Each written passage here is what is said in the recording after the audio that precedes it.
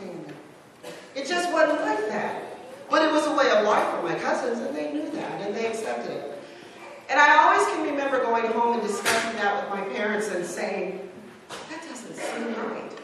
It doesn't make sense. But that was the way. And my parents would tell me about certain stories about themselves. And my mother, the way that we got to Chicago is my mom was a registered nurse, and she wanted to go to school. And she shared with her mom at that time about wanting to go to school in the North. And her mom was not very, she was really worried. And my mom would tell me about going and riding on the train, and how when she rode on the train, she had to sit up front, right next to the engine where all the coal was going on. And they had to sit there until they crossed this line called the Mason-Dixie line.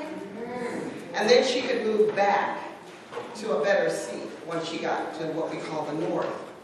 And so those stories kind of really impact me, and I thought, this just doesn't seem right. And so if you grew up in the 50s and the 60s like I did, and those of you who are sitting here, you know, turbulence on TV all the time was going on. People were being killed, people were being hosed, people were being lynched for the fact that they wanted the same thing that others had. And I didn't understand why, but I wanted to be a part of that. And I would go to my mom and my dad and say, I want to participate in the sit-in, and I want to be a part of that. And my mom and dad would say, and I would say, but I want to do it. So I did the best thing I could do. I'd get into organizations that would write, and I'd learn and read, and we would write letters, and we would do all the things that were behind the scenes. So I did that.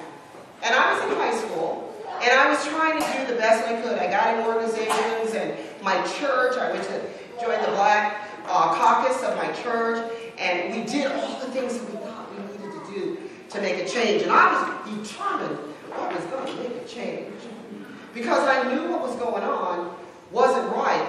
And I was an African American or Negro or Black or whatever name you want to call me at that time. But I wanted it to be where just as open as it could be. Like for me, for everyone. And so, but I didn't know what was going on, but I just knew I had to be involved. So I bugged my parents and bugged my parents, and my parents kept saying, it's not safe, Andrea, it's not safe. So I kept on struggling, I kept on believing that I could make a change, because it was important to me that I was involved. And when I tell my story to my students, I'll ask them sometimes, I'll say, what do you remember about Dr. King? Or what do you know about Dr. King? And a lot of times they will go right to the fact that he was killed or man shot. And that's not what I want them to remember. I don't want to strive on that. I don't want you to sing on that. I don't want them to remember that. I want them to remember that he was a man, or first he was a young man, who loved to read. Remarks by Almar Walter. He is a board of trustee member for the Black Heritage Library and Multicultural Center. He's also the director of Intercultural Student Services Center at the University of Findlay.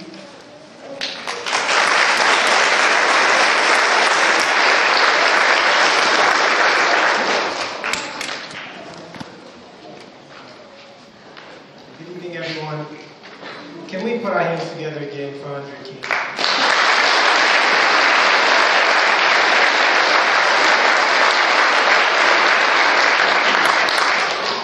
As April mentioned, my name is Almar Walter. I'm the Director for Intercultural Student Services, and I just want to first start off by saying at the University of Findlay, we are extremely proud of our partnership with the Black Heritage Library. As Nina and April both mentioned, this is the 9th year that we've done this for our community.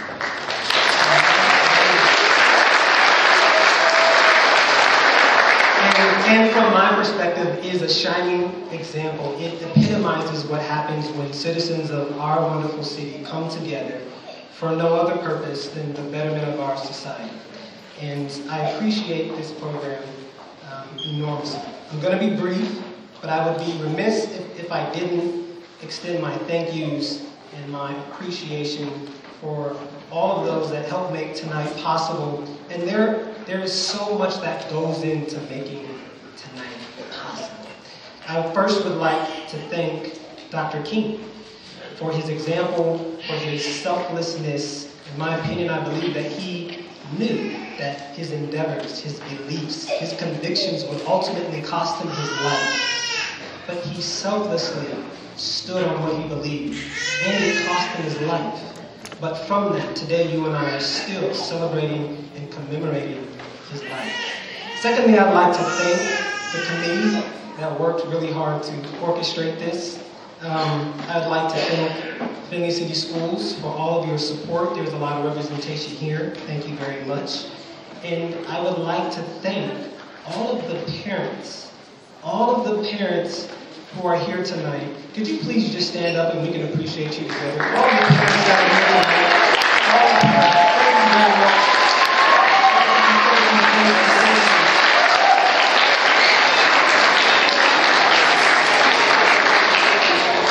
I don't know. I mean, each year, Nina, we continue to grow, we continue to build momentum. We're running out of space. I don't know where we'll go next.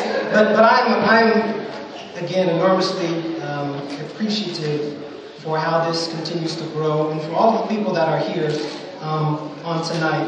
And so I'd like to just recap some of the events tonight. I'm behind the scenes helping to orchestrate things, but I'm still always moved every time by what our young people are teaching us and reminding us. And so first, Washington Intermediate reminded us that as brothers and sisters, it's good to love one another and to be good to one another. Dan Dinsmore encouraged us to continue to fight for the dream that Dr. King stood for. Our mayor encouraged us as a city to unite and embrace our differences. Randy Stolik's group so beautifully illustrated the joys that diversity brings together. Donnell's show choir, the fusion. They encouraged us to celebrate our differences and to remain true to who we are. And Andrea King, I could go on and on and on about her keynote address. But in short, she definitely illustrated her Findlay pride. And she also encouraged us to continue to fight for what Dr. King stood for. She shared her personal stories of injustice, of racism, of hatred. But she also left us with the mandate to be the difference that we so desire to see in our society.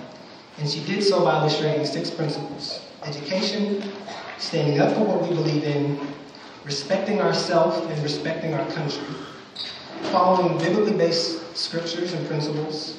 And she also encouraged us to trust in ourselves. Lastly, she said, work hard, and then work harder. And finally, and maybe most importantly to me, Dr. King gave his life for what I see here today, for what you see when you look to your left and what you look to your right. And I'm always amazed at how he encouraged those around him. He empowered those around him to do the same thing. His principles, his belief, he imparted in those around him, and they were impactful as people, as a body of believers. And so when I look around, I see some of that coming to fulfillment before my eyes. But I want to remind you, continue to empower the youth, continue to empower those around you so that this will continue. Lastly, my GA, although you couldn't tell tonight, was extremely nervous. But I think she did a wonderful job, do you?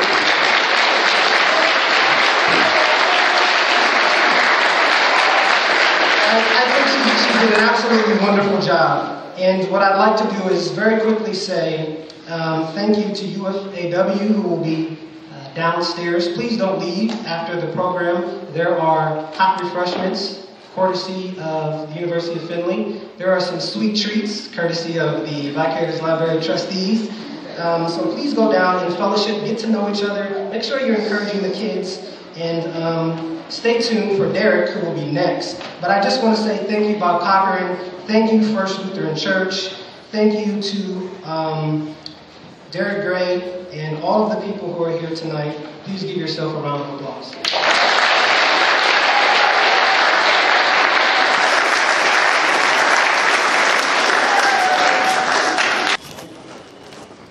Alright, next, to end the program, we're going to have an awesome tribute to Dr. King by Derek Gray. He's a Finley Senior High School student.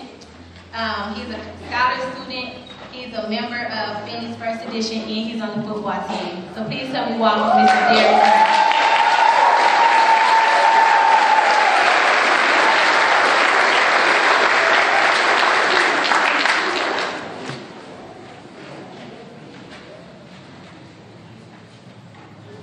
Born in 1929, Dr. Martin Luther King Jr. was a believer in the process of nonviolent protesting. He first came to prominence as a leader in the civil rights movement during the 1955 bus boycott in Montgomery, Alabama. In 1957, he founded and became the leader of the Southern Christian Leadership Conference. His I Have a Dream speech at the 1963 March on Washington riveted Americans with its moral fervor, and the demonstration he organized in Selma, Alabama led to a law guaranteeing African American voting rights. His tragic assassination in 1968 ended his life, but could not dim the truth of his message. In his last public appearance, Dr. King spoke these words.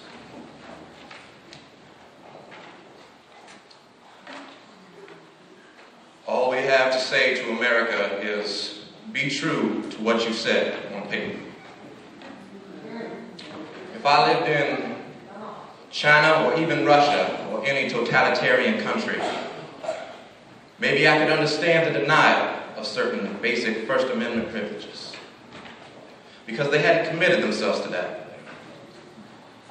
But somewhere I read of the freedom of assembly. Somewhere I read of the freedom of speech. Somewhere I read of the freedom of press.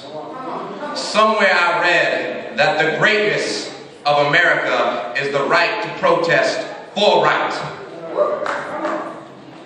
And so just as I say we aren't going to let any dogs or water hoses turn us around, we aren't going to let any injunction turn us around. Well, I don't know what will happen now. We've got some difficult days ahead. But it really doesn't matter with me now. Because I've been to the mountaintop. And I don't mind. Like anybody, I would like to live a long life. Longevity has its place. But I'm not concerned about that now. I just want to do God's will. And He's allowed me to go up to the mountain. And I've looked over. And I've seen the promised land. I may not get there with you. But I want you to know tonight that we as a people will get to the promised land. And I'm happy tonight. I'm not worried about anything. I'm not fearing any man. My eyes have seen the glory of the coming of the Lord.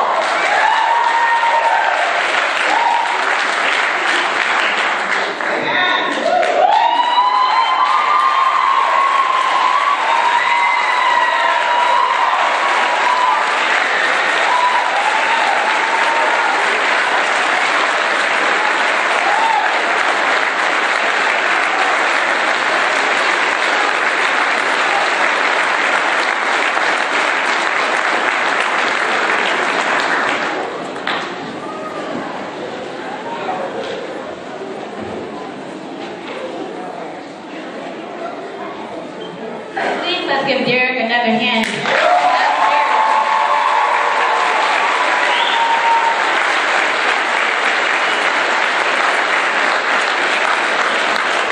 Before we go, ladies and gentlemen, I just want to say thank you to everyone and also remind you guys that there are going to be surveys, some in the back and some downstairs while you guys are eating. Please fill them out and give them to a trustee. The trustees can be found at the bottom of your program if you need to find one. Constantly, every year, we try to make the program better and better. And so by filling these surveys out, you guys help us a lot. Right? And to close the program and to also bless the food, the delicious food that we're going to eat, I like to call the pastor back up.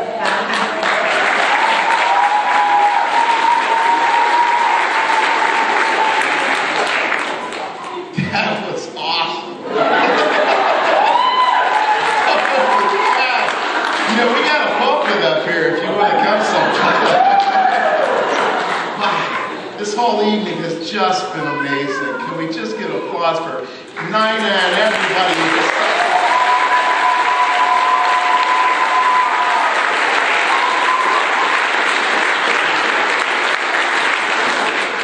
Please rise and let's pray for the food we're about to eat. There's 2 ways to go downstairs. You can come in, go down to the doors you came in on, and just keep going down. Otherwise, you can go to the hall to the right and go down that way. But it's all downstairs. There's lots of good stuff. It smells wonderful in the hallway. So let us bless this food. Gracious Lord, please, we thank you so much for this wonderful, wonderful evening. We thank you so much for the people who have come here to help us tonight to celebrate the life of just one of your saints. We ask you now to be with us in our time of fellowship, and we ask you to bless the food we're about to receive in the hands that prepared it. In Jesus' name, amen. Thank you.